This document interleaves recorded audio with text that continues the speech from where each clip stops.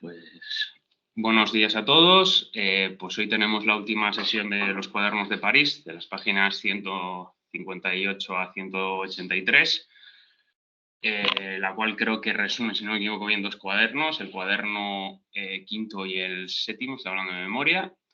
Y a mí, la verdad, que a diferencia de la anterior sesión, estas páginas no me han parecido que sean de especial interés ni importancia.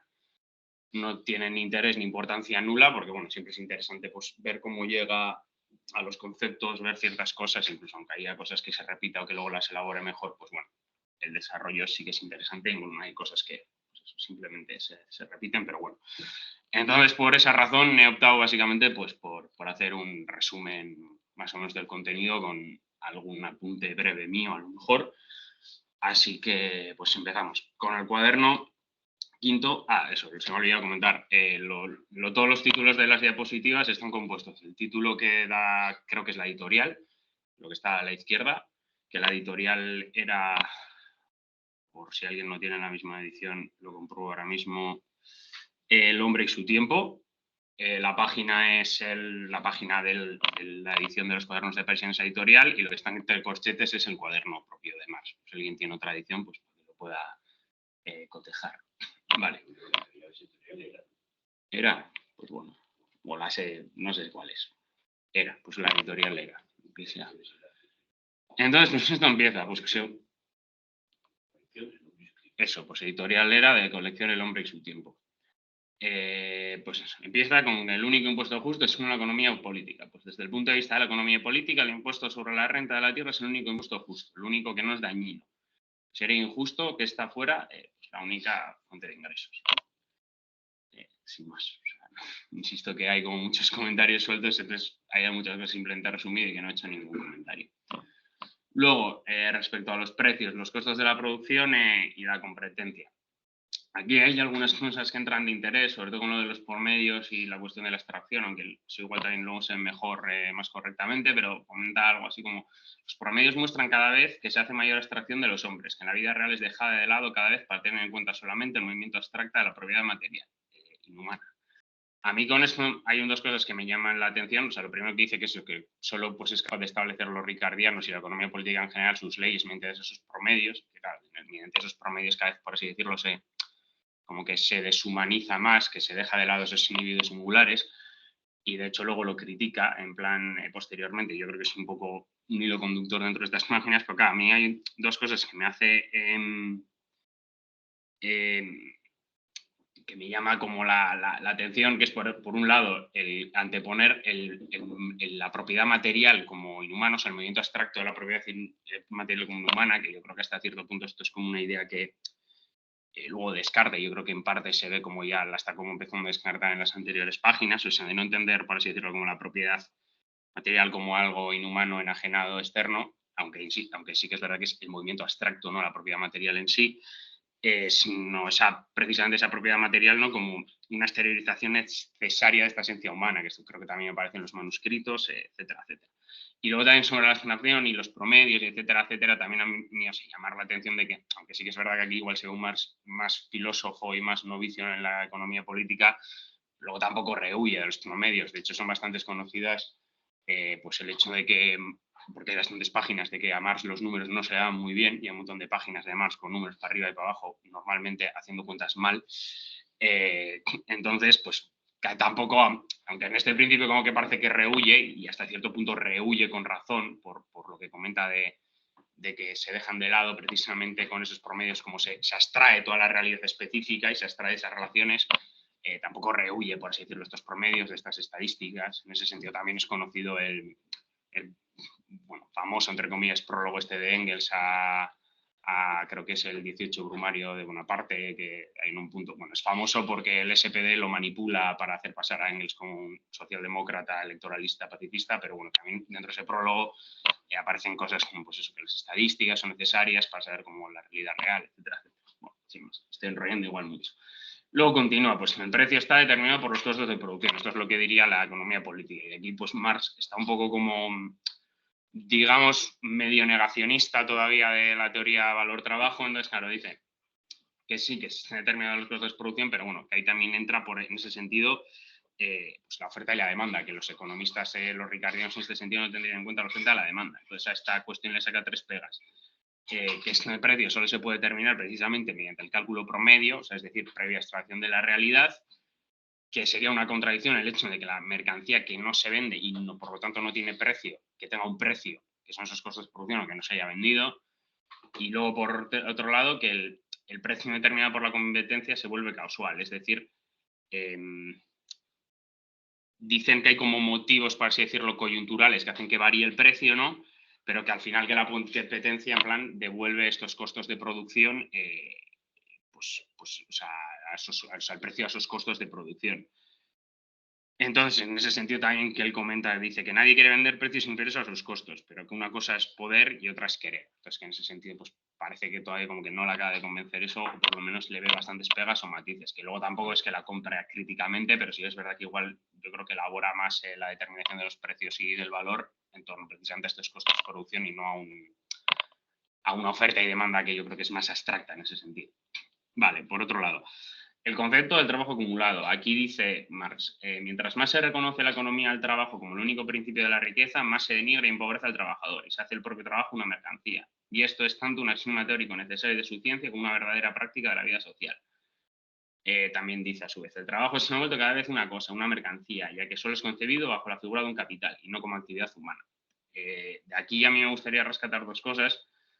Primero que sí que es verdad que aquí también parece como que no le acaba de convencer eso del capital como trabajo acumulado, que luego sí le convence, pero no le convence solo eso. O sea, quiero decir, el capital es trabajo acumulado, pero no es solo trabajo acumulado, no es una cosa, sino que es una relación social. Y luego, por otro lado, que esto es una cosa igual ya más un poco fricada, aquí claramente dice, el trabajo se ha vuelto cada vez una cosa, una mercancía, que ya solo es concebido a la figura del capital y no como calidad. Y bueno, también dice, el trabajo y se hace el propio trabajo una mercancía. Esto también me ha recordado a una polémica que ha habido, bueno, esta semana, etcétera, etcétera, en la que salía Yolanda Díaz diciendo pues que el trabajo que no era una mercancía, pues se le han echado pues, toda la gente, digamos, a degüello diciendo, era un marxismo, no sé qué, no tiene ni idea, no tiene ni papa, el trabajo es una mercancía. Y bueno, sí que es verdad que yo aquí, aunque querría recordar que aunque aquí Marx le quita la razón a Yolanda Díaz, el Marx más maduro y el más posterior, precisamente mediante el descubrimiento, entre comillas, y la diferenciación entre trabajo y fuerza de trabajo y caracterización de mercancía, no el trabajo, sino la fuerza de trabajo, y esa diferencia que hace entre lo que es el trabajo y la fuerza de trabajo, de ahí cómo deviene la plusvalía, etcétera, etcétera, lo que precisamente caracteriza como mercancía no es el propio trabajo en sí, sino la fuerza de trabajo. Y esto, aunque pareciera un pejiguerismo, la diferenciación de que el trabajo sea una mercancía o no, o que no sea la fuerza de trabajo, yo creo que tiene cierta importancia porque el hecho de coincidir siempre el trabajo como una mercancía, etcétera, etcétera, este tipo de que no llegan como a indagar a eso, luego suelen devenir en conclusiones políticas que suelen ser más tipo del palo de la socialdemocracia, digamos de alguna manera, en el que la clave, por así decirlo, estaría pues el hecho de pues, pagar un salario justo, redistribuir en ese sentido las horas de trabajo de menor manera, etcétera, etcétera. Y en cambio yo creo que el hecho de conceptualizar esa fuerza de trabajo es precisamente lo que a Marx le hace comprender, o sea, no nominalmente, sino en cuanto a contenido, le hace comprender precisamente una cosa que veremos en las notas marginales sobre Wagner, que el capitalista no es una cuestión moral de que roba el trabajo o se apropia del trabajo indebidamente o que no le paga lo suficiente al trabajador, sino que ahí está una relación social dada y que precisamente para abolir con eso no es una cuestión redistributiva, sino que lo que hay que hacer es abolir con el capital como relación social. Sin más. Voy a decir que no me iba a enrollar mucho y me estoy enrollando bastante. Vale. Luego, la teoría ricardiana de la destrucción del mercado. Aquí simplemente lo que dicen es que luego vuelve, porque Say creo que dice algo parecido, dice que la sobreproducción o sobredemanda, que básicamente no existe, porque simplemente se anula por una demanda equivalente. Es decir, que pues, si tú produces más, pues tiene un valor equivalente con otros productos, entonces no es que haya producto de más, pues simplemente pues, el valor relativo respecto a las otras mercancías pues es distinto en ese sentido.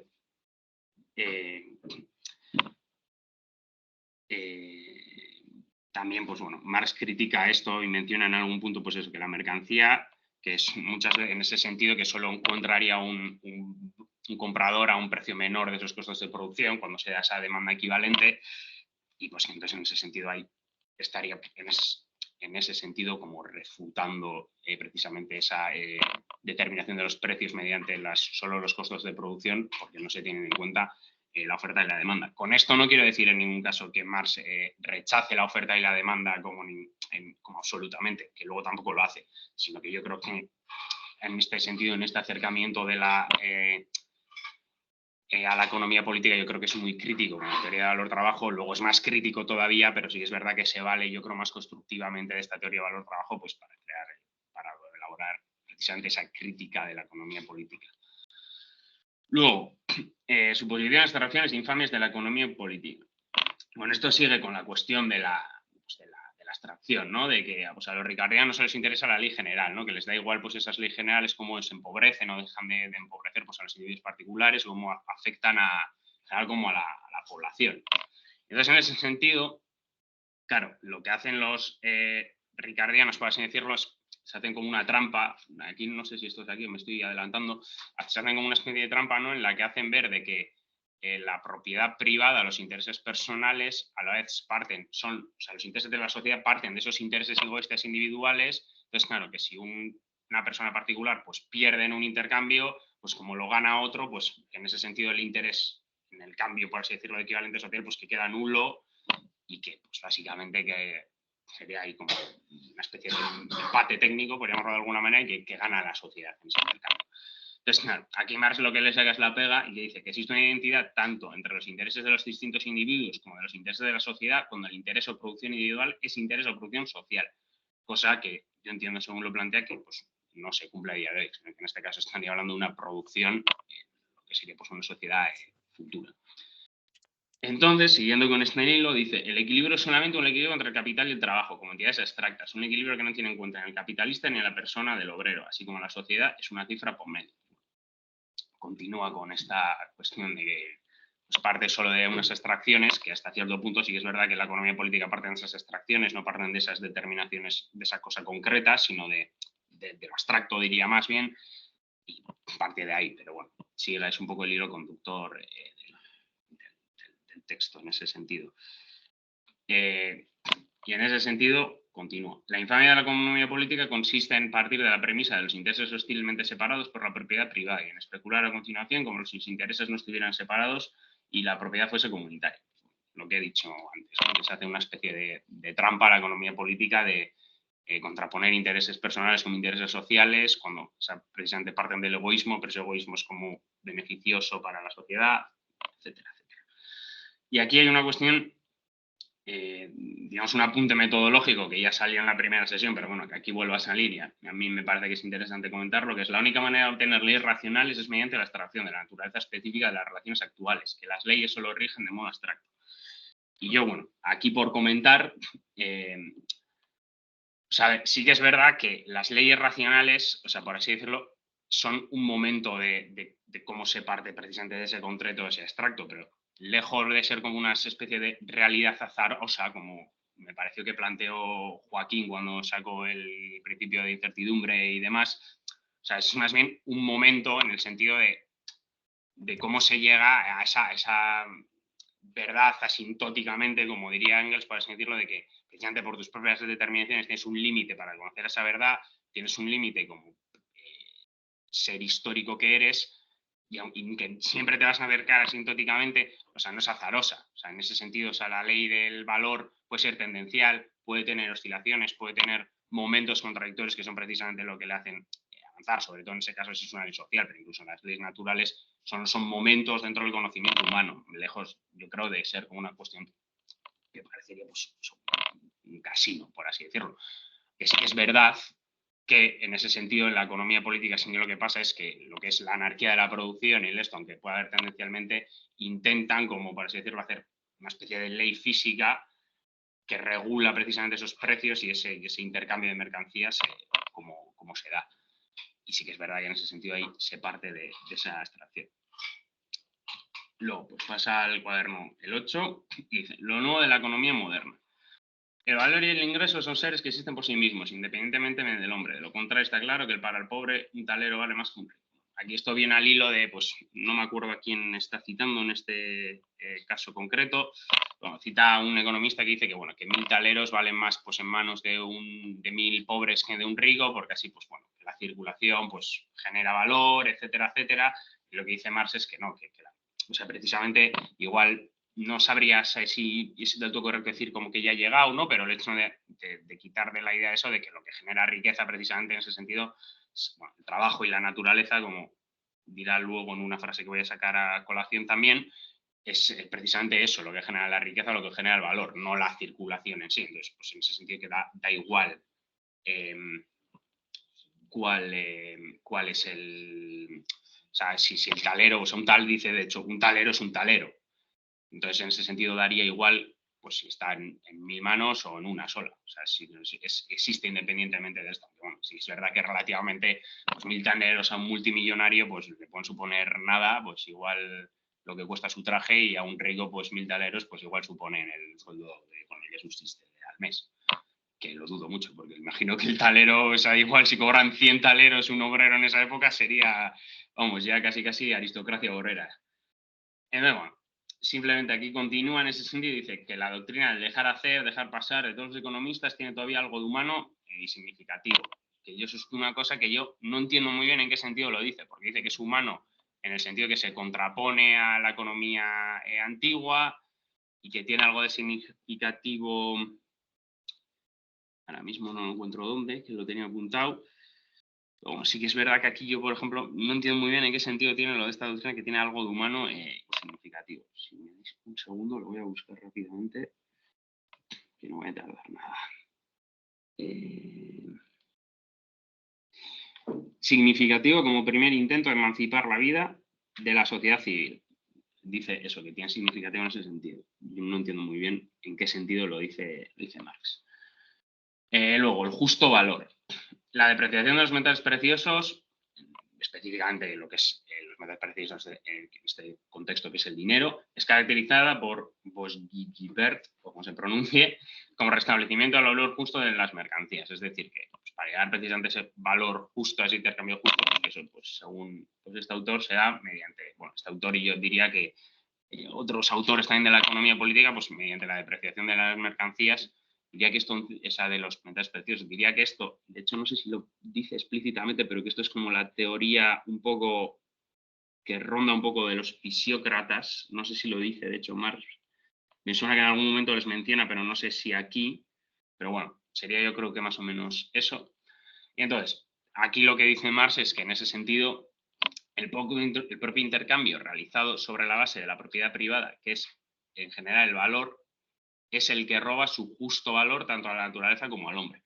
En este sentido, aquí se podría ver ya esa frase, ¿no? que luego ya reformula posteriormente como de que pues, el capital destruye sus dos únicas fuentes de riqueza, pues el trabajo y la naturaleza, o el ser humano y la naturaleza. Ahora mismo no recuerdo cómo es. Pero bueno, también que es un buen ver eso precisamente como pues, elementos que se repiten o que son constantes a lo largo de la obra de Marx. La subreproducción y la propiedad privada. Vale.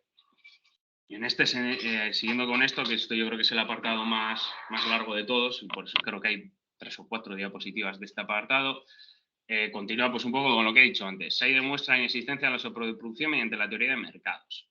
Según Say, pues no existe sobreproducción, solo producción equivalente no es suficiente para el intercambio. O sea, claro, que no hay más productos de más, sino que no se da una producción de equivalentes para que ese intercambio pueda ser posible en unas condiciones, digamos, óptimas. O sea, que hasta cierto punto, yo no sé hasta qué, en qué medida Say dice esto exactamente, que también habría que verlo porque parece ahí como que está haciendo una especie de juego de palabras de, no sobreproducción porque simplemente no hay un intercambio. Pero entonces no es sobreproducción. Y a mí hay una cosa que a mí también me hace pues, bastante gracia, que Marx apunta. La teoría de Say, como todas las teorías de la economía política, es errónea. Bueno, yo aquí también diría que luego Marx es muy crítico con las teorías de la economía política y les pone muchos matices y muchas pegas y vamos, es un grano en el culo para la economía política en ese sentido. Pero yo creo que el Marx más maduro no diría tan alegremente que todas las teorías de la economía política son erróneas. Continuando con la sobreproducción, comenta pues que... bueno, sí, es verdad. o sea, bueno, en contraposición a de que no existe sobreproducción, solo producción equivalente que no es suficiente para el intercambio, Marx comenta, sin embargo, comenta 4 puntos.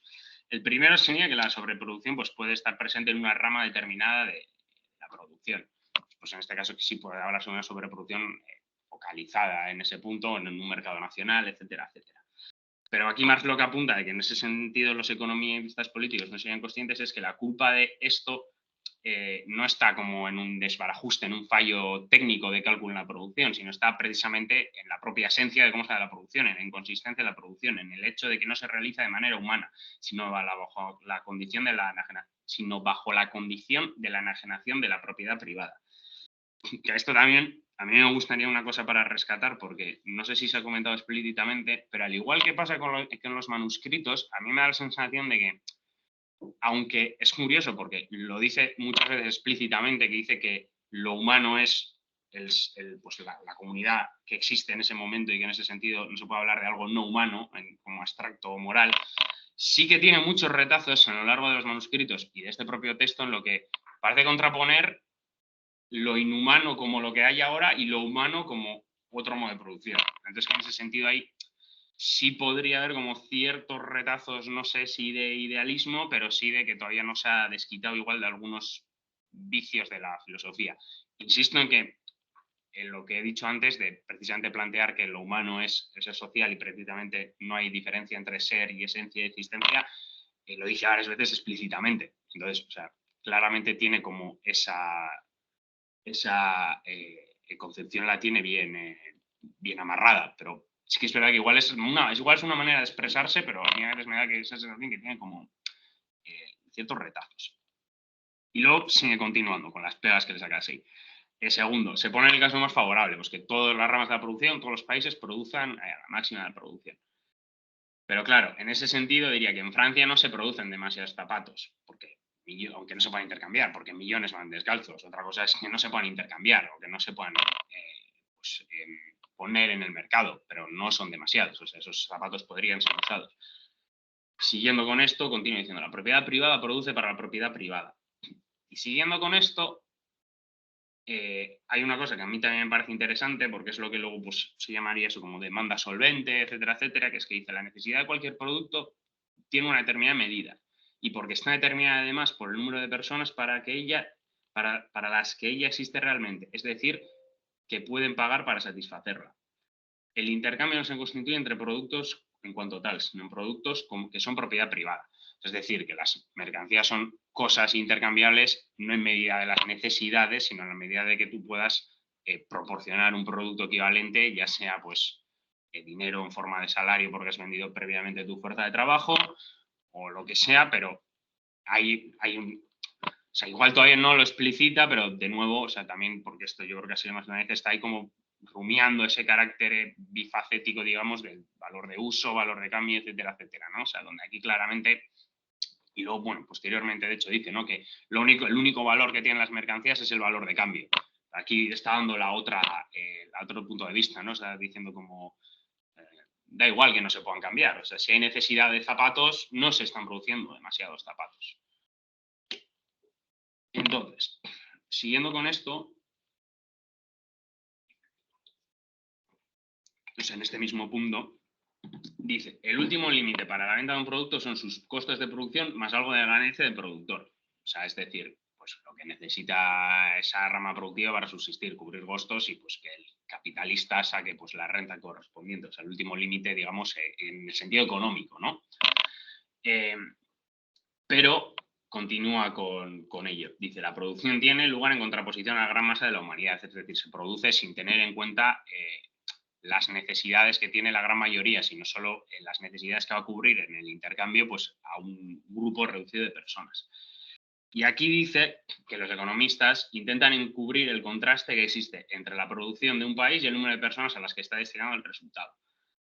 Yo aquí más que intentan encubrir, porque aquí parecería que habría una especie de conciencia por encubrirlo, y yo creo que hasta cierto punto las clases no son conscientes de cómo se están desarrollando en ese sentido. O sea, por ejemplo, Smith no es consciente de que, claro, como la burguesía todavía tiene un papel histórico revolucionario que llevar a cabo, pues entonces es crítico con los rentistas, es crítico con pues, ciertos estamentos feudales, etcétera, etcétera. O sea, no hay una consciencia, no hay un complot, digamos, ¿no? De que todos los economistas políticos entran en un buró de Manchester y dicen, ocultemos esto, sino que es precisamente el capital como relación social personificado en esos economistas lo que no son capaces de ver el hecho de que se estén cubriendo ese contraste. O sea, porque no es que intenten, es que no lo pueden ver en ese sentido. O sea, no lo pueden ver como sujetos históricos concretos que son y como personificaciones que son de capital en ese sentido. Y continuando con esto, en general, para el economista, la máxima riqueza equivaldría a la máxima pobreza, porque aboliría el valor de todas las cosas. Las mercancías tendrían que perder su valor de cambio, debido al simple hecho de que su único valor es el valor de cambio. Pero el economista no se da cuenta de esto. Entonces, pues eso, simplemente, pues eso, o sea, en el sentido de que si, o sea, yo creo que esto lo dice en un sentido que también no sé si yo lo entiendo muy bien, de que, claro, la máxima riqueza sería el momento en el que todas las mercancías son intercambiables y todo el momento son como, son capaces de ponerse en un mercado. Pero claro, este ponerse en el mercado lleva implícito el hecho de que esa producción, que esto creo que es una cosa que lo mencioné también posteriormente, lleva un proceso de desposesión, lleva un proceso de empobrecimiento de la población en general, cosa que creo que también sale en los manuscritos. Entonces, claro, que el punto de máxima riqueza en el intercambio para el capitalista en realidad a la vez está produciendo la máxima pobreza para la mayoría de la población.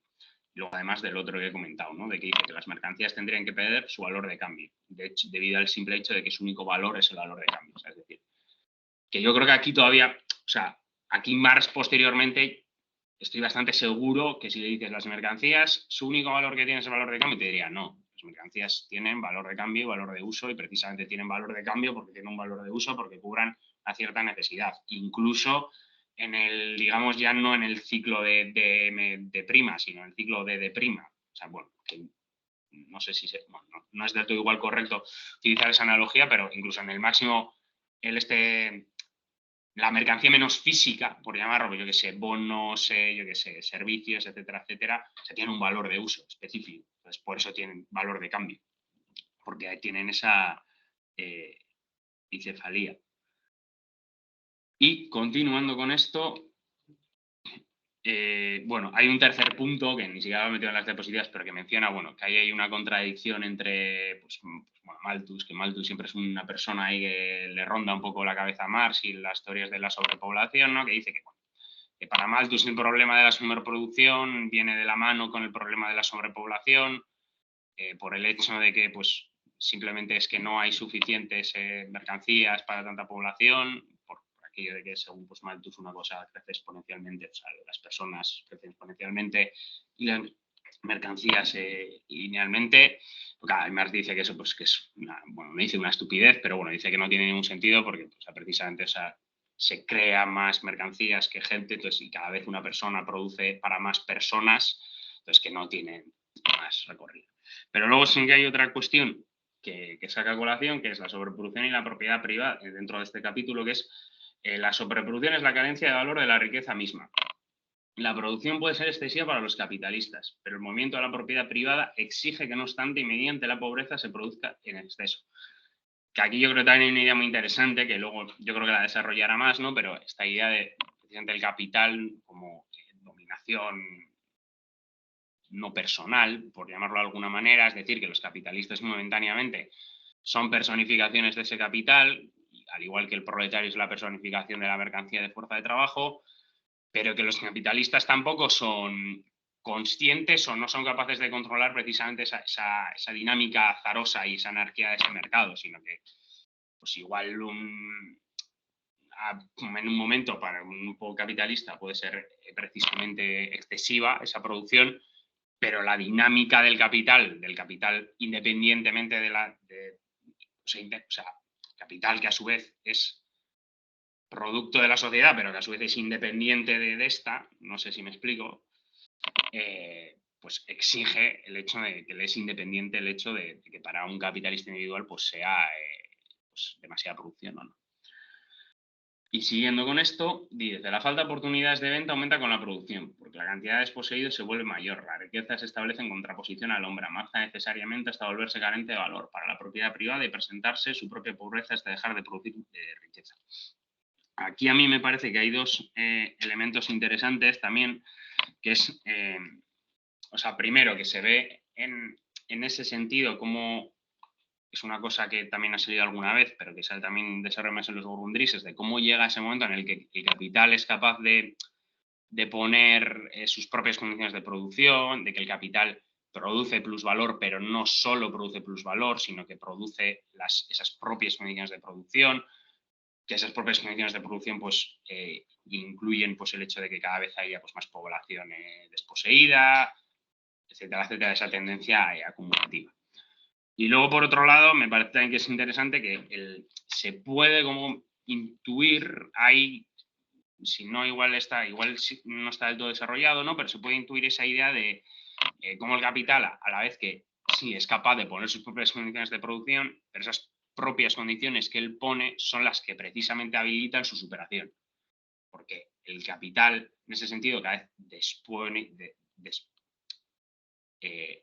desposea más grado de población, crea más pobreza, llega a una contradicción propia en el sentido de que por eso ahí también luego entran las crisis cíclicas, etcétera, etcétera, pero que el hecho de que ese capital mismo, inconscientemente también, pone sus propias condiciones de producción, pero que esas condiciones son las que habilitan su superación. Y por último, yo para acabar, sería la carta a Feuerbach, que pues, aparte de en términos generales, pues ver la estima que le tiene, que digamos que yo creo que le tienen bastante estima, menos en este momento. Por rescatar así tres cosas que menciona.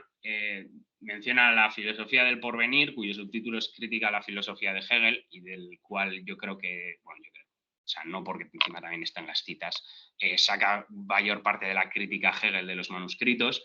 Y luego Esencia de la fe, que esto yo creo que no sé si es una rata de la traducción o es una equivocación mía, pero o sea, creo que ahora mismo Esencia de la fe no se edita como Esencia de la fe, sino que se edita como Esencia de la religión, cristianismo. O sea que diría que no son libros distintos, diría que son los mismos libros. De hecho, este libro, Esencia de la religión, creo que está en internet en PDF, que yo alguna vez le he echado una ojeada rápida, que para mí no tiene mucho interés, o sea, simplemente es pues, bueno, estas cuestiones, ¿no? De que el hombre enajenado pues se ponía ahí en Dios, entonces pues como rompe ahí la enajenación porque ya no necesita de ese Dios, porque bueno, es capaz de dominar la naturaleza, etcétera, etcétera.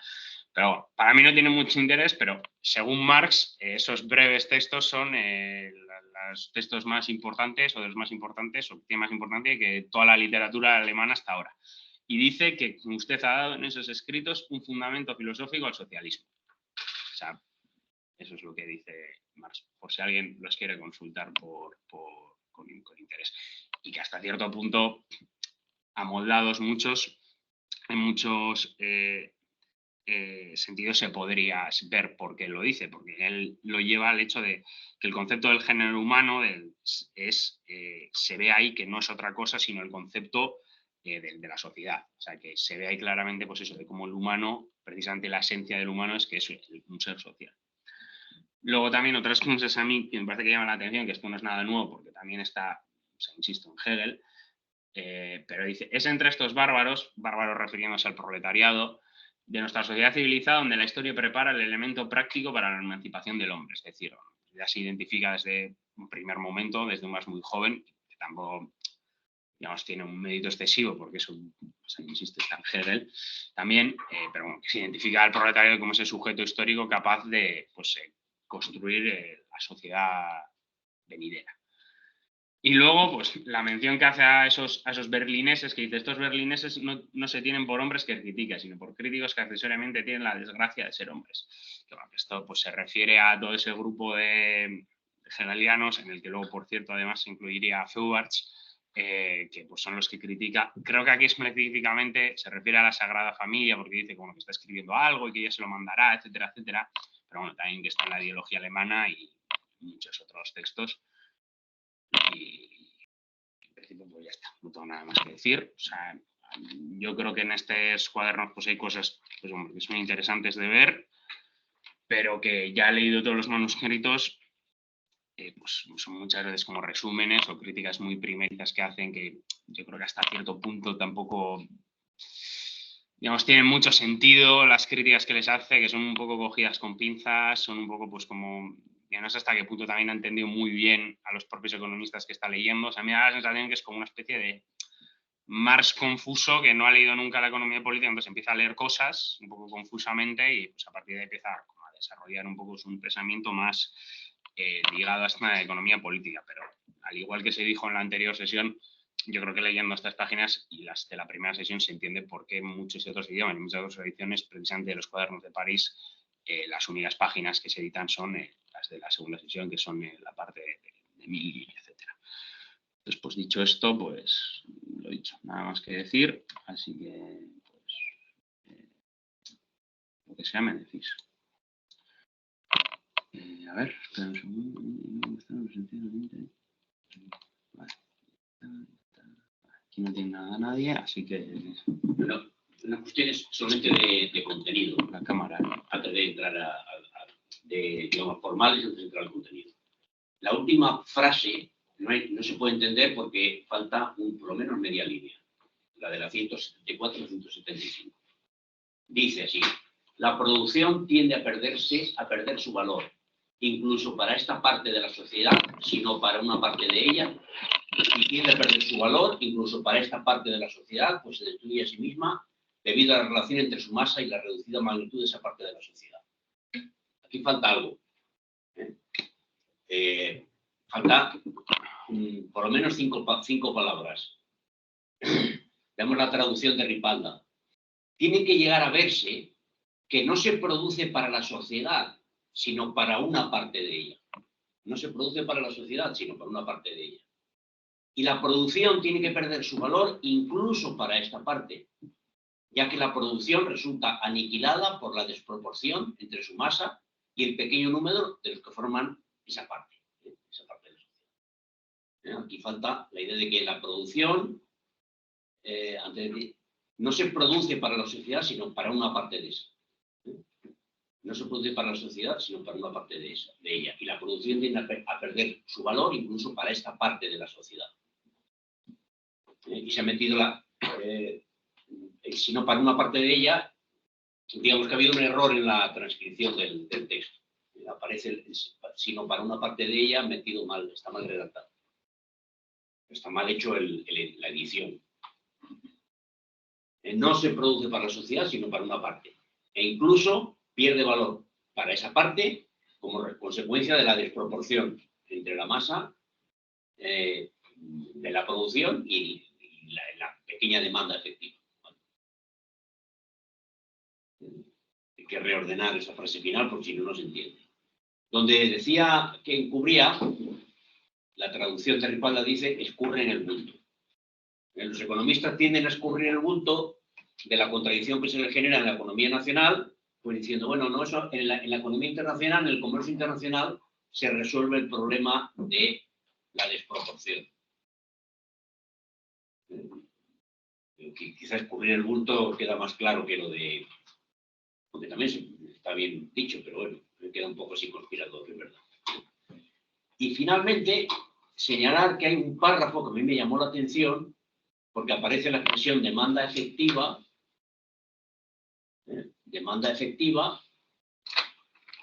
y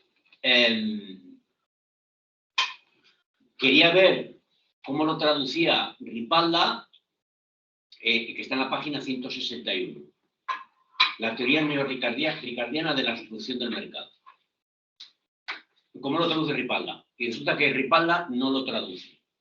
Ese párrafo no existe en la traducción de Ripalda. Toda esta sección, mejor dicho. Y quise verlo en los Marx y Engels, pero los cuadernos de París no están en las obras de Marx y Engels.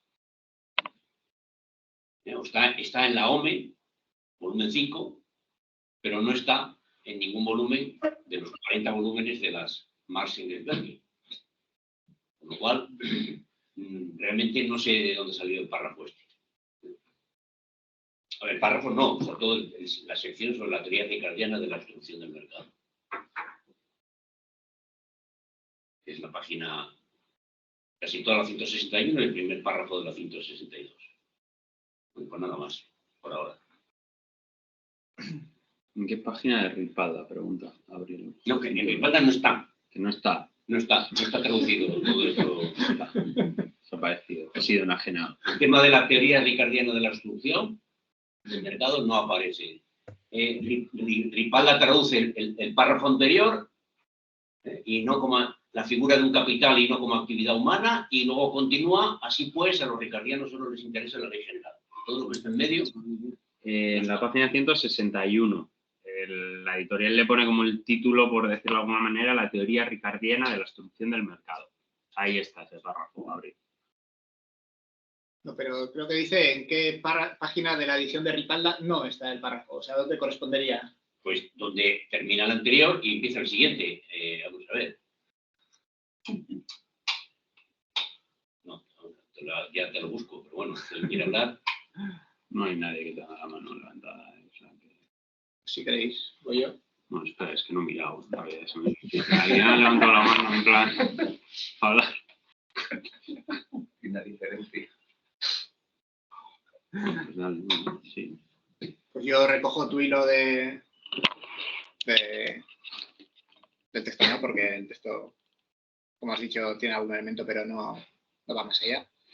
Sino de lo que ya de lo que venimos comentando desde el principio, de que sí, de que más, pues hay veces que le atribuye al ser humano y a la sociedad una esencia que sería una esencia inexistente, que sería la que tendría que alcanzar y de la cual se habría enajenado.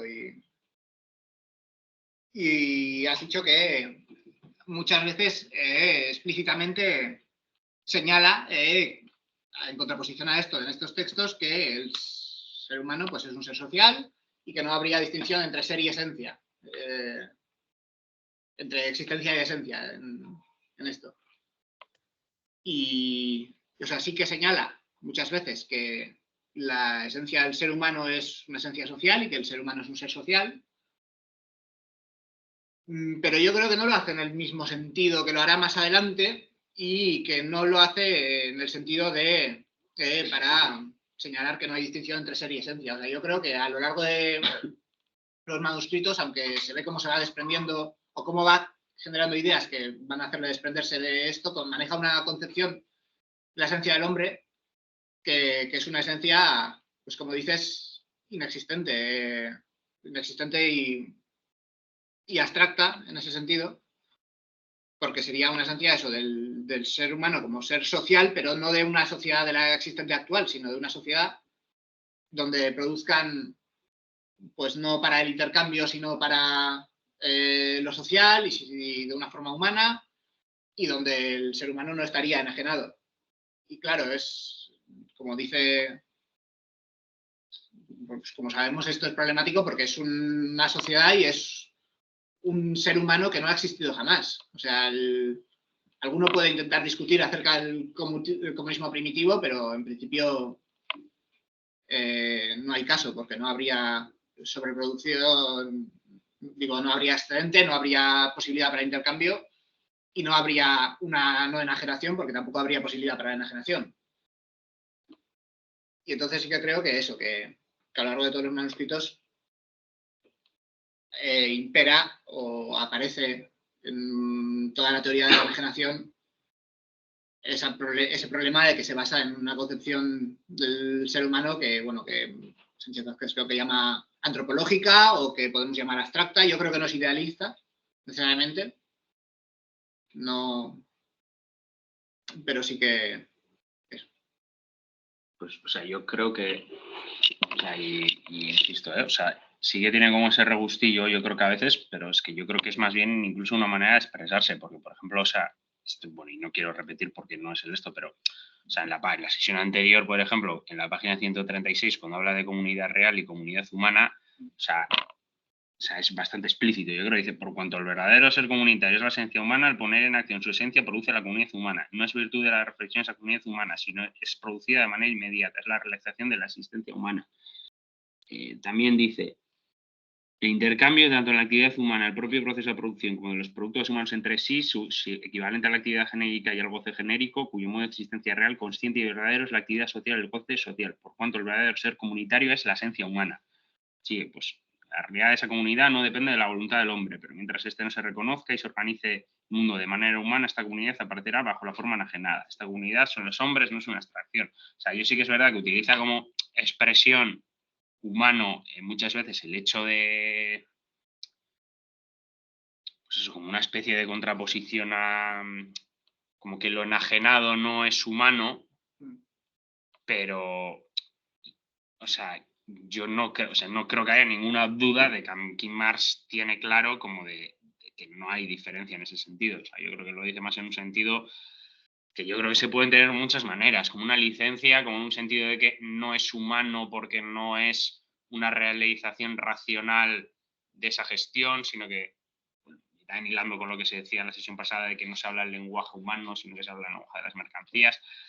Yo creo que se puede entender de muchas maneras, pero o sea, yo creo que está claro, ¿eh? Aquí en los manuscritos, o sea, a mí no me parece que hay ningún tipo de duda, aunque sí que es verdad que a veces se utilizan algunas expresiones que yo creo que se podrían redactar de otra manera y que desde luego dan lugar a equívocos, como también ya se ha visto cuando se vio la querella de los manuscritos, también por algo, porque ahí hay específicamente un contenido para que haya polémica, pero bueno, a mí me parece que está bastante claro.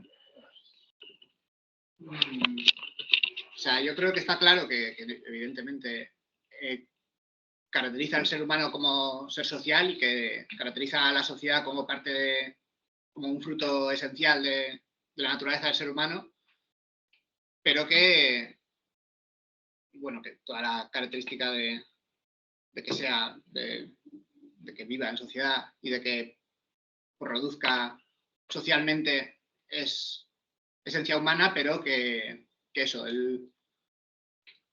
toda esa esencia realizada auténticamente la posiciona en un estadio de la humanidad en la cual la enajenación ha desaparecido y que actualmente pues el humano y la existencia del humano no casaría enteramente con esa esencia porque esa esencia se encontraría en las formas actuales enajenada.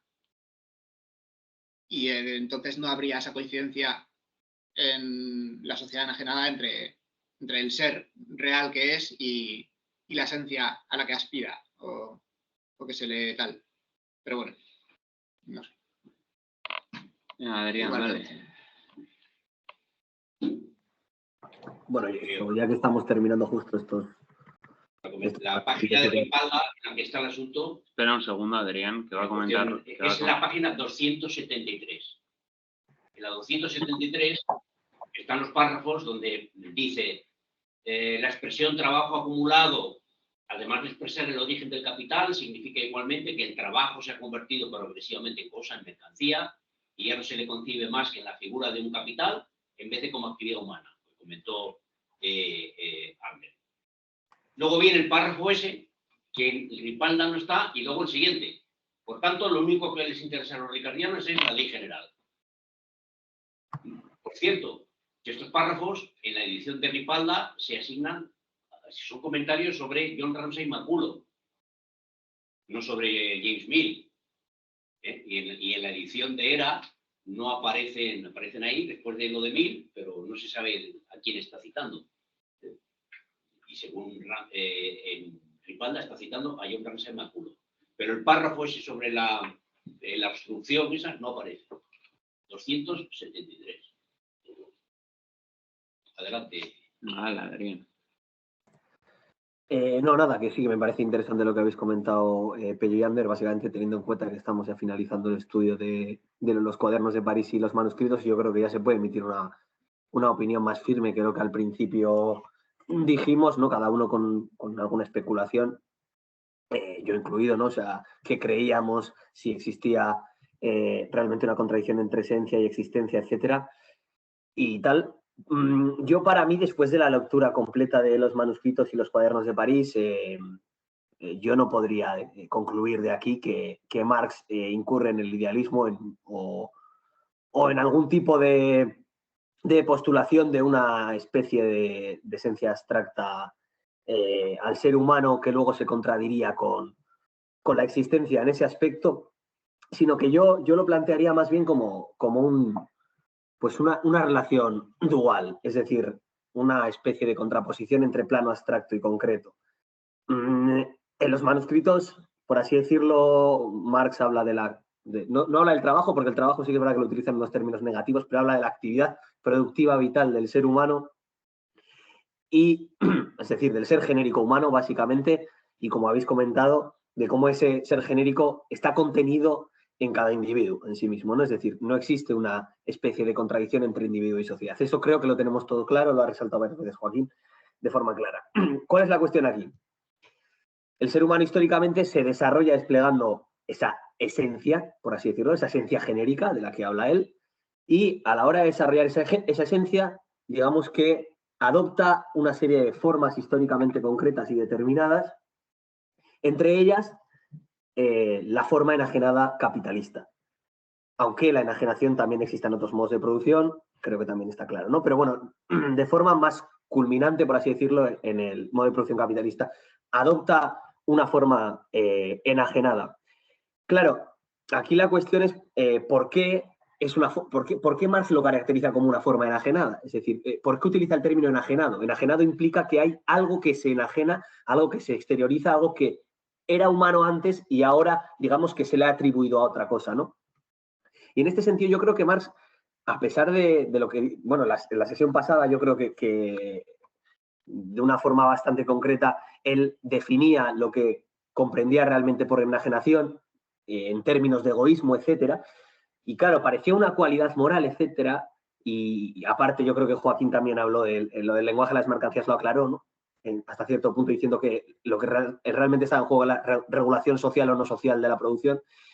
Pero, claro, en este sentido, ese egoísmo que Marx plantea como realmente fundamento hasta donde yo entiendo de la enajenación, ese egoísmo que es intrínseco a la propiedad privada, me parece que no es tanto una cuestión moral, es decir, no es tanto pues, una especie de deseo piadoso, ¿no? De que el ser humano pues, no tenga que ser egoísta porque vete tú a saber por qué, ¿no? O sea, de forma del socialismo cristiano, por ejemplo, sino en el sentido de que efectivamente el egoísmo como tal, en este sentido inscrito en la propiedad privada, lo que implica es que entre un ser humano y el otro no existe una relación humana, es decir, no nos reconocemos en el otro como seres genéricos, es decir, cuando establecemos una relación con el otro no nos vemos a nosotros mismos como seres genéricos y no vemos al otro como ser genérico. En ese sentido existe una enajenación y además lo enajenamos eso o digamos lo atribuimos esa relación con el otro sí, digamos que la atribuimos a una mediación que sería el valor o sería el capital, etcétera, ¿no? Es decir, nos estamos desprendiendo de algo que es nuestro, que es nuestra esencia genérica, y lo estamos atribuyendo a un otro que es realmente lo que media la relación entre nosotros y el resto de la humanidad. Yo creo que ahí está la clave de la enajenación. Y en ese sentido no es una cualidad simplemente moral, es que para Marx esto implica precisamente negar que el ser humano pueda reconocerse, porque es lo que ha dicho antes precisamente Ander, creo que ha dicho, ¿no? Que cuando el ser humano no se reconoce, existe esa comunidad real, pero no se reconoce como tal. Entonces, al no reconocerse como tal, se está enajenando.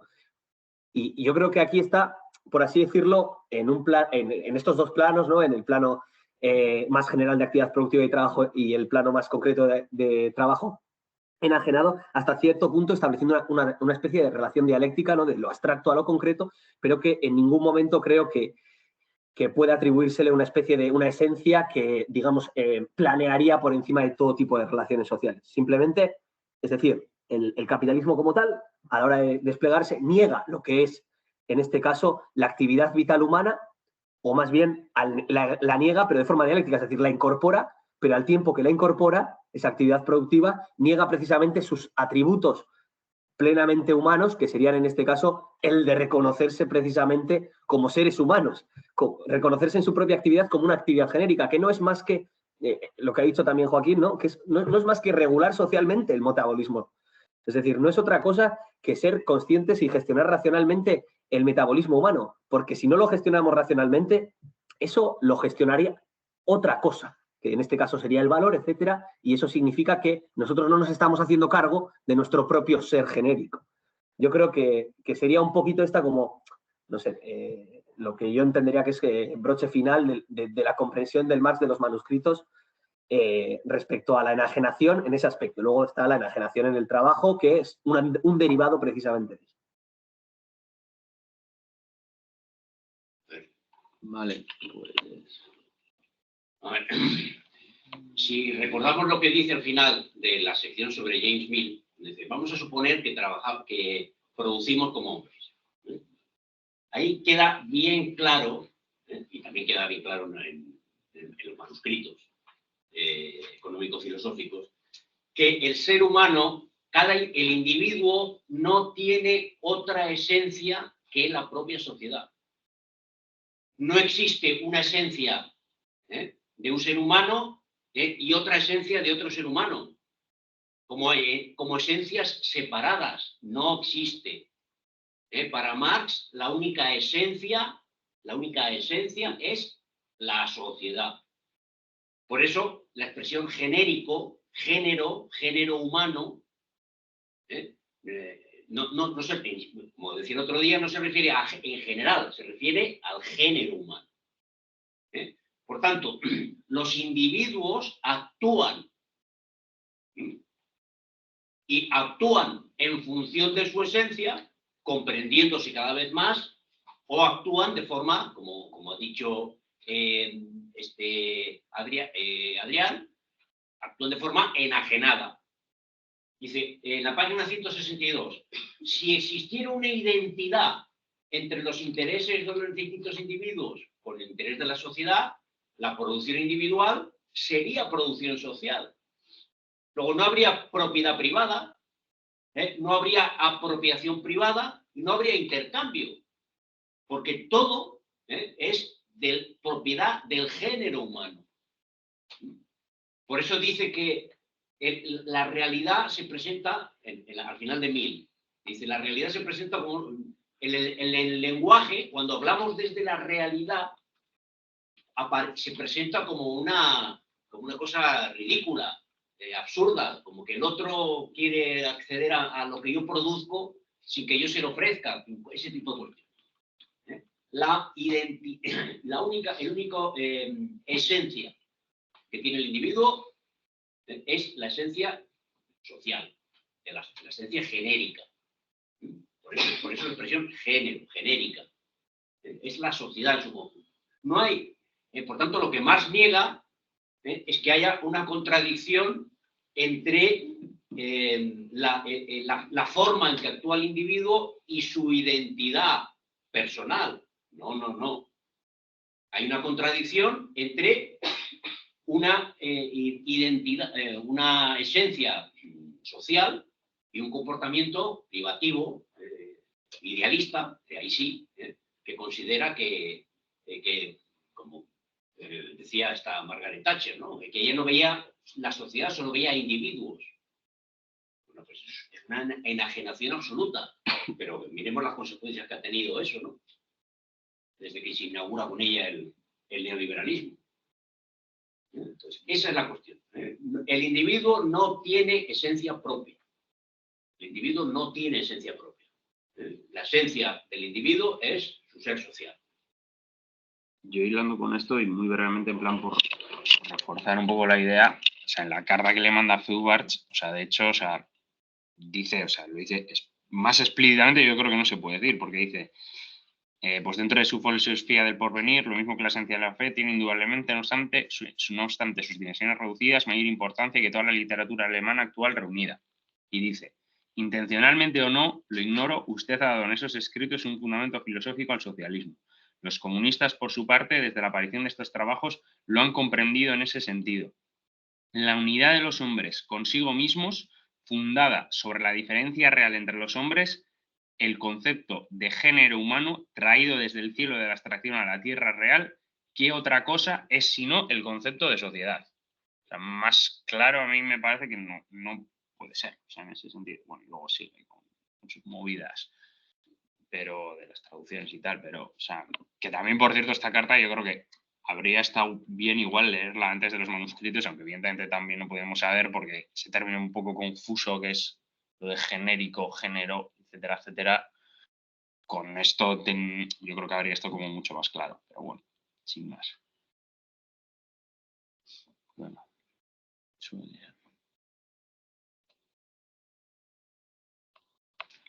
Bueno, otra cuestión que me parece interesante en las páginas de hoy es que Marx, y lo va a desarrollar después en los manuscritos de los años 50, tiene su teoría de las crisis, es la de la desproporción, que es además la que aparece en los Grundrisse. Lo que se discute si la teoría de las crisis es la teoría de la caída tendencial de la tasa de ganancias, no sé qué. No, la teoría de las crisis, las crisis recurrentes y azarosas que se producen, obedecen a la desproporción, que lo explica aquí en todo el rato. La desproporción entre la producción, la masa de productos que se lanzan al intercambio y los que tienen solvencia para comprar en esa masa de productos. Que siempre pues hay un desequilibrio, y el desequilibrio genera crisis, desvalorización. El término de desvalorización también está aquí ya claramente desarrollado, etc.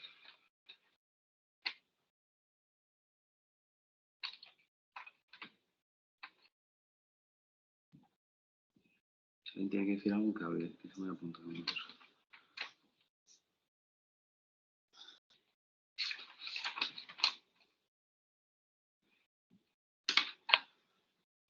A ver, eso no hay nada más. Y aquí. No sé, yo por insistir un poco, o sea, no lo tengo tan claro tampoco. O sea, si lo que decís o lo que digo yo. Pero no sé, o sea, lo que dice Sander de que está claro clarinete en esto, por ejemplo, tampoco lo veo yo tan claro, porque dice, los han comprendido en ese sentido, la unidad de los hombres consigo mismos, con su esencia, fundada sobre la diferencia real entre los hombres. El concepto de género humano, traído desde el cielo de la abstracción a la tierra, ¿qué otra cosa es sino el concepto de sociedad? ¿Está refiriéndose a la sociedad actual o está refiriéndose a la sociedad? No, en esencia, lo que la sociedad actual es una forma enajenada de género, sociedad. La humanidad está enajenada. Eso es, sí. Tiene que reconciliarse consigo misma. Eso es, con su esencia. Con su esencia. ¿Cómo? Con el comunismo. Con el comunismo. Sí.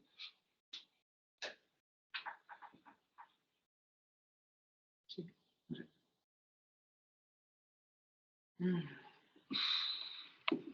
Pues lo que hay. Lo siguiente ya, del 47.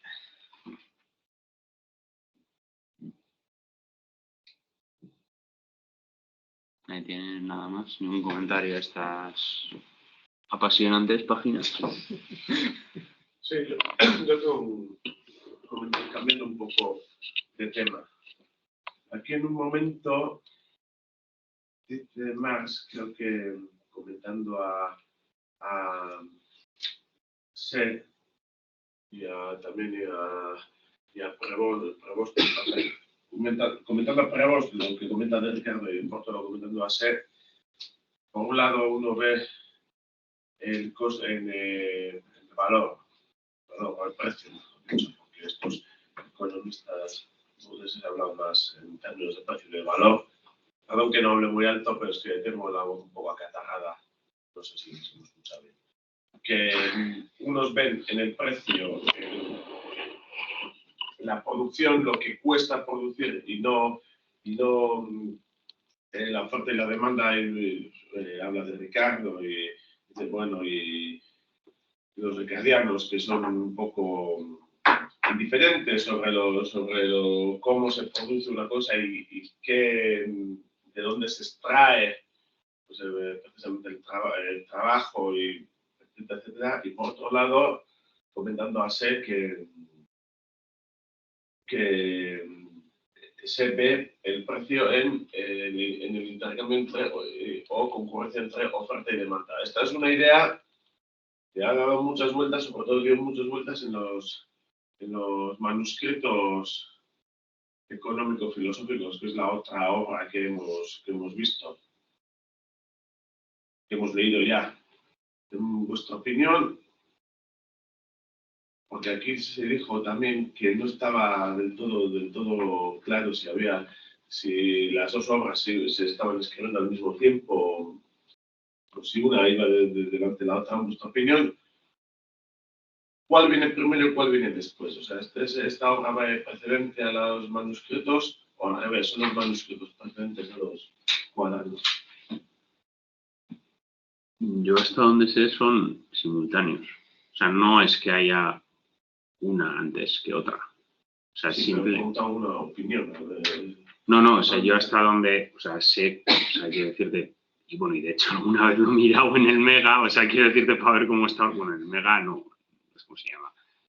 Cómo está el esto, o sea, están como en el, o sea, donde pone, por ejemplo, cuaderno no sé qué, hay hojas en los tochos gordos que están en plan trozos de los manuscritos metidos y capítulos de los manuscritos y así, o sea, están bastante intercalados y mezclados. Hasta donde yo sé, pues es el conocimiento de una persona que tiene internet y pues ve de vez en cuando los manuscritos medio escaneados con traducciones un poco chapuceras. Pero bueno, o sea, quiero decirte, o sea, yo creo que son simultáneos, ¿eh? O sea, no es que uno esté detrás de otro, o sea, quiero decirte, pues, bueno, pero vamos, que el orden en el que estén los manuscritos tampoco quiere decir nada, ¿eh? Porque eso puede ser simplemente que escribas una cosa y luego te pongas a escribir y lo traspapeles y... O sea, quiero decirte que aquí creo que todos hemos sido estudiantes y hemos hecho esos apuntes y ya sabemos qué pasa con los apuntes. Empiezan ahí a volar y tampoco quiere decir nada, pero a mí también por muchas cosas que dices sí me parece que son... O sea, no me parece tampoco que conceptualmente haya un Marx claramente diferente en el sentido de que se superan esto, sino que hay un batiburrillo de cosas contradictorias que yo creo que en los propios cuadernos se contradicen, que en los propios manuscritos se contradicen y se contradicen entre sí. Entonces hay veces que se contradicen, digamos, para bien y hay otras veces que se contradicen para mal. Pero hasta donde yo sé son contemporáneos. O sea, no hay uno después del otro. Sí, es como si los cuadernos fuesen sus notas de lectura, ¿no?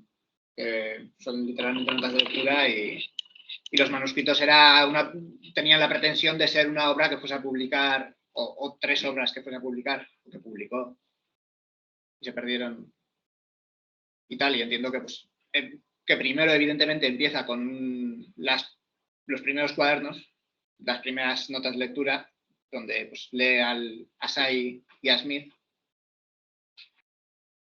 Creo que para los manuscritos es evidente que esos dos trozos ya los ha leído, pero bueno, también son las partes de los cuadernos que más breves son.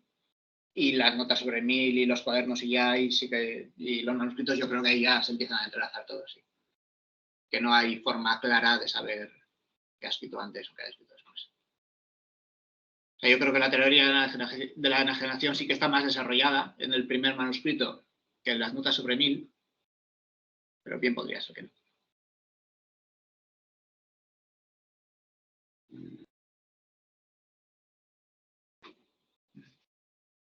Tampoco sé si sabemos exactamente cuál era el orden de los manuscritos, cuál de los manuscritos viene de primero. Sí, sí. Sí. Vale. Viene primero, luego el segundo, las 3 páginas que se conservan. Luego viene la parte de Hegel, del tercero, que se pone al final, y luego el resto del tercero. Sí, sí, sí.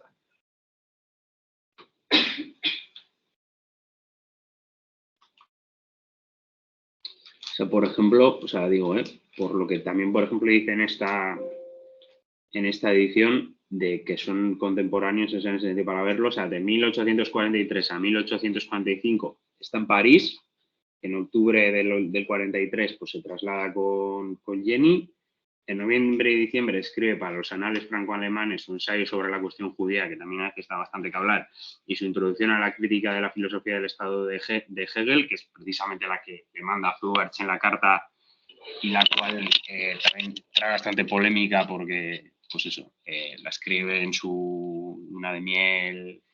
Se supone que no se ha leído toda la filosofía del derecho de Hegel, entonces solo se ha leído un capítulo. Bueno, sin más, hay un vídeo de Miras subido en internet hablando, o sea, en el canal del seminario hablando de ello, Pero si alguien tiene interés, pues que recurra ahí. O sea, creo en 2 sesiones que se hicieron sobre Hegel. Y luego pone aquí también, aparece el primero, en febrero del 84, y aparece el primer y único número de los anales franco-alemanes, que contiene también el esbozo de una crítica de la economía política de Engels. Y luego, de abril a junio, proyecta escribir una crítica general del comportamiento económico, jurídico y político y de sus respectivas instituciones y teorías. La elaboración de la primera parte, la crítica de la economía política, se inicia con un comentario detenido de las obras de los principales economistas y llega a la exposición crítica de los fundamentos práctico-teóricos que sostienen a la problemática de la ciencia económica. Entre paréntesis, los manuscritos de París, notas de lectura y manuscritos económicos filosóficos fueron publicados por primera vez en 1932 en alemán. Ciertos elementos fundamentales de este primer proyecto se mantienen constantes a lo largo del desarrollo ulterior de la crítica de la economía política. Y luego aquí no dice, o sea, nada más. O sea, dice que nace creo que su primera hija, que se reúne con la Liga de los Justos, o sea, es decir, con Proudhon y Bakunin, que colabora en una revista y poco más. Bueno, se hace amigo de Engels y le empieza a pedir bizums y que le expulsan de Francia. Sin más, o sea, poco más. Pero sí, o sea, y estadounidenses son bastante contemporáneos. Por cierto, la cronología de esta, yo no me acuerdo, creo que para la primera sesión la estuve esto y es interesante. O sea, por ordenar un poco, básicamente, como un marco general de los vaivenes de Marx. Aunque bueno, yo creo que aquí faltarían algunas cosas también, pero bueno, sin más, da igual. Vale, pues... Creo que Enrique tiene algo que decir. Dale, Enrique.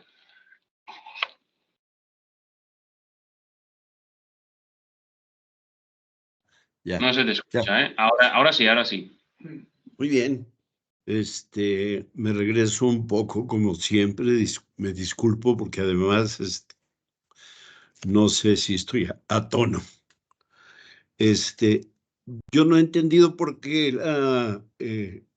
el detenerse, el comentar el aspecto del ser genérico, porque me parece que los cuadernos de París dejan perfectamente claro este concepto de género, de algo que tiene similitud, universal, libre, lo más absoluto, dice Hegel. Nuestra humanidad vital, la vida genérica, la actividad vital, la esencia consciente, el objeto de nuestra conciencia, dice Marx.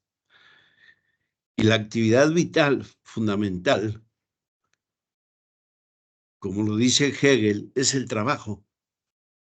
Trabajo esencialmente humano. ¿Cómo qué? Como ser humano, como especie, como hombre real activo que crea actividad y fuerzas genéricas, dice Marx. Bueno, ¿por qué de nuevo? Porque no entiendo un poco los comentarios en el sentido de que no son claros, más bien son clarísimos. Para mí son clarísimos. Cuando dice y analiza lo que dice Mill respecto al dinero, dice él, en la relación que el dinero establece como una relación, como un aspecto mediador, él se encuentra, dice él, este acto de mediación se encuentra enajenado en él. Dice, los actos que realiza son los de un hombre que se ha perdido a sí mismo. En la medida en que cuando comenta a Mill, dice el dinero como cuestión mediadora, un hombre que dice es un hombre que se ha perdido a sí mismo. Un hombre deshumanizado. ¿Por qué? Porque la relación hombre-hombre ya no es una relación genérica, sino es una relación de intercambio, de conveniencia, de hurto. Por otro lado, la operación humana con ellos, dice el texto en la página 127, se vuelve la operación de una entidad exterior al hombre que está sobre de él. O sea, la relación ya no es hombre-hombre, sino es la relación de un hombre sobre otro.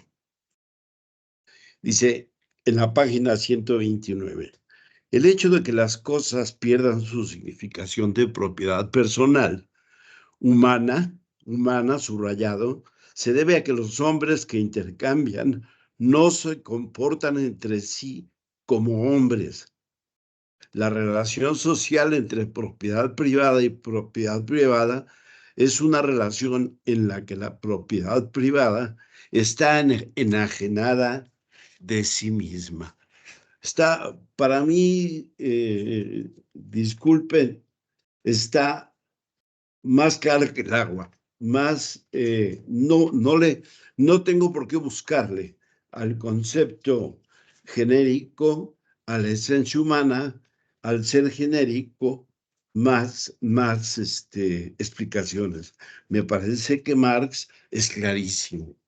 Por último, cuando él habla de la comunidad real humana, genérico, página 136, dice, en la situación enajenada, la realidad de esta comunidad no depende de la voluntad humana, mientras el hombre no se reconozca como hombre y por tanto organice el mundo de manera humana.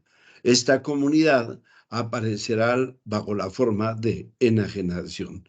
Esto es, la pérdida del ser genérico. Y en la página 138 dice, define muy claramente la enajenación. Por tanto, su actividad se le presenta como un tormento, página 138. Su propia creación como un poder ajeno, su riqueza como pobreza, que el vínculo esencial que le une a los otros hombres se le presenta como un vínculo accesorio y más bien la separación respecto de los otros hombres como su existencia verdadera, que su vida se le presenta como sacrificio de su vida, la realización de su esencia como desrealización de su vida, su producción como producción de su nada, su poder sobre el sujeto como poder del objeto sobre él, que el amo y el señor de su creación aparece como esclavo de su creación. Perdón si el debate o las precisiones no iban por ahí, pero les estoy reflejando, explicando cómo en la lectura de los manuscritos, sí, efectivamente, a mí me costaba un poco de trabajo. Bueno, ¿a dónde va lo de esencia humana, lo de ser genérico? Y aquí, sea antes o sea después un texto, Marx nos deja claro para mí. Vale, pues muchas gracias, Enrique. Pues hombre, yo sí diría que la cuestión va por ahí. Lo que pasa es simplemente pues, no se comparte la opinión. O sea, para mí también está claro, pero bueno, o sea, evidentemente no está claro cuando... Bueno, o sea, hay que decirte, la propia lectura de Sánchez Vázquez no es esa, la propia lectura de... Sale Malthus, pero no es Malthus.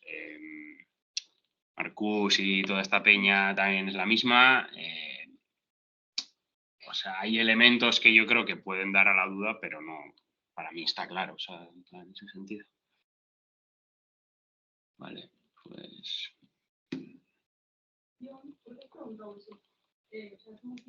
Espera. Por curiosidad, a ver si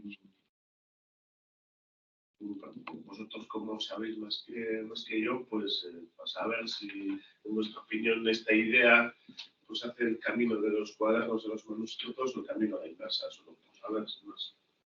Luego habías dicho sobre la demanda y la oferta, que también que lo habíamos visto. No sé, que eso dice que eso es la crítica que hace Marx a Sé, que aparece en los manuscritos, que según Marx, pues algunos economistas como Segel, no solo Sé, que reducen el precio a la concurrencia entre la oferta y la demanda y no tienen en cuenta la producción, y que Ricardo pues que se comporta a la inversa. Quería preguntar, ya que esta idea está aquí, pero también están los manuscritos, y habéis dicho que las dos obras son coetáneas, que no contemporáneas, porque contemporáneas nosotros, son coetáneas, pues a ver si en vuestra opinión esta idea, por la manera de escribir o por la manera de expresarse más, pues a ver cuál les gusta, a ver qué camino recorre de los manuscritos a los cuadernos o viceversa. Solo quería saber eso, pero como curiosidad, solo.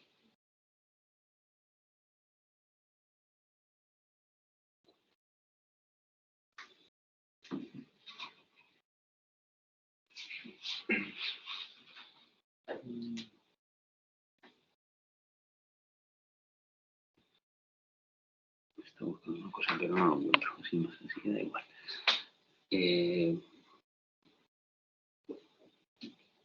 Os diréis.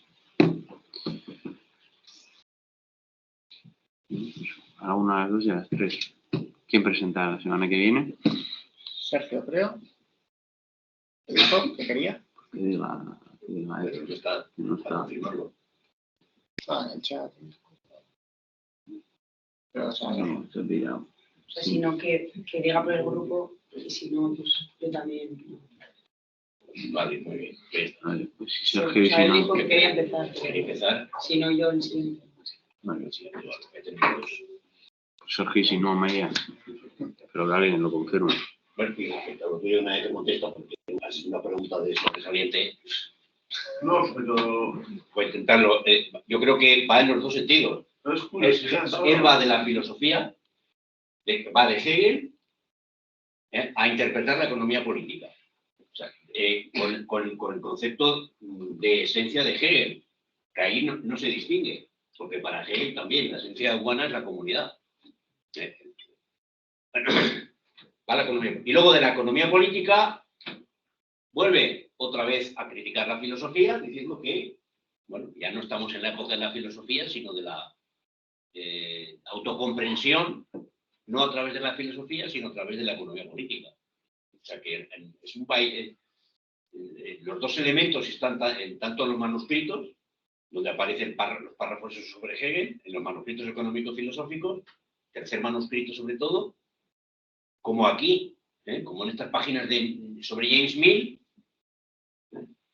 donde vuelve otra vez la interpretación más filosófica. Y el primer manuscrito y el resto de estas notas, pues es más de economía política. Luego, no va de uno a otro, sino que está haciendo camino al mismo tiempo.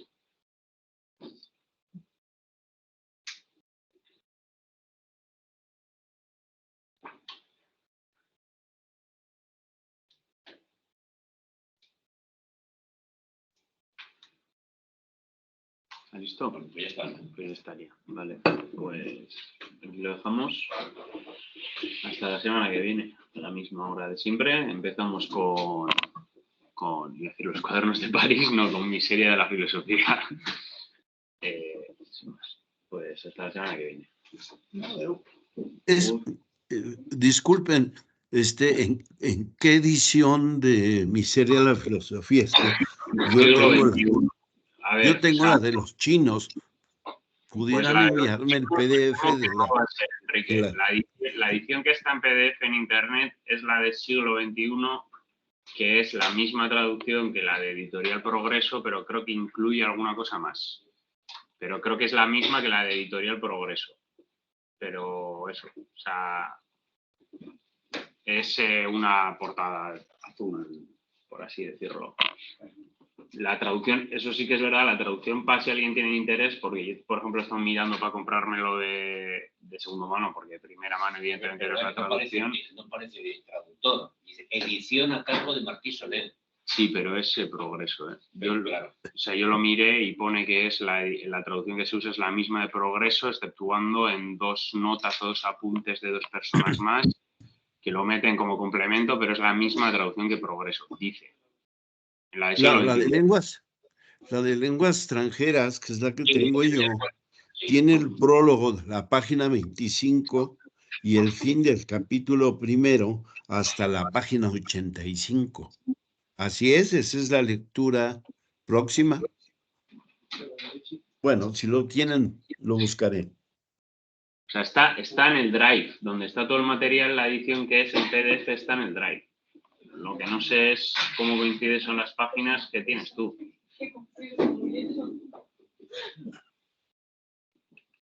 Último, si me pueden enviar el Drive otra vez, porque soy un desorden.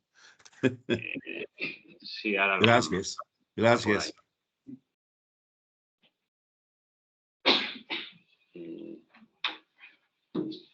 Vale, espera, que se lo voy a buscar y se lo mando.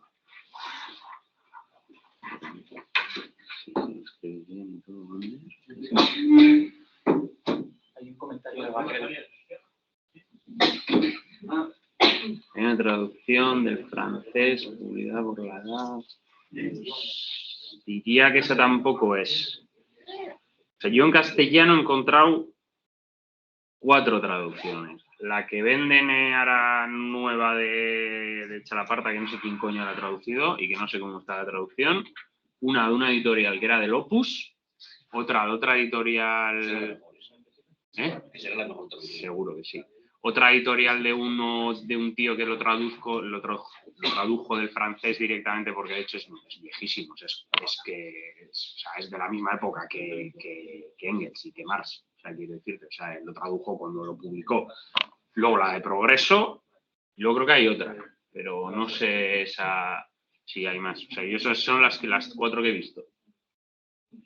Sin más, pues si alguien tiene curiosidad. Que no sé ni qué diferencia hay entre traducciones ni nada.